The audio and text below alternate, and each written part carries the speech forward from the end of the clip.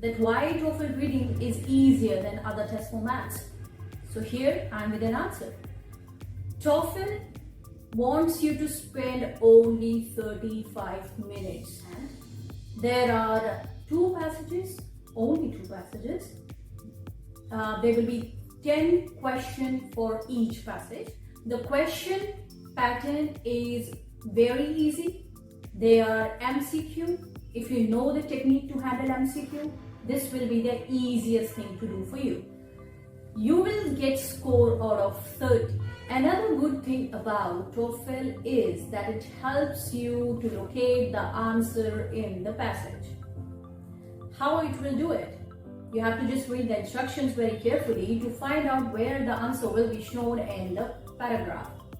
For example, for the first question, they will be instructing you to find the answer somewhere in the first paragraph, and also they'll be highlighting the area. So it becomes very easy for you to just go there and look for the answer and mark it in the options given below.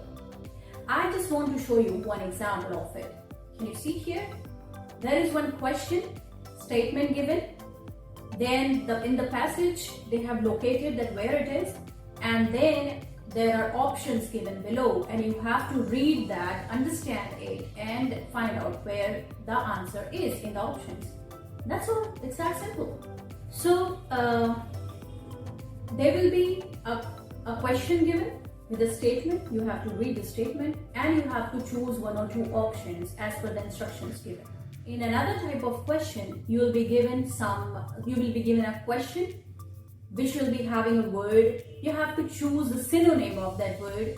The synonyms will be given in the options, and the area where you can find your answer will be highlighted in the passage. So you have to read the passage carefully, and then you have to choose that which is the closest synonym to the word which is given in the question part. Another type of question is where you'll be given a statement, maybe a sentence or two sentences. Then you have to see that where that fits the best in the paragraph, highlighted paragraph.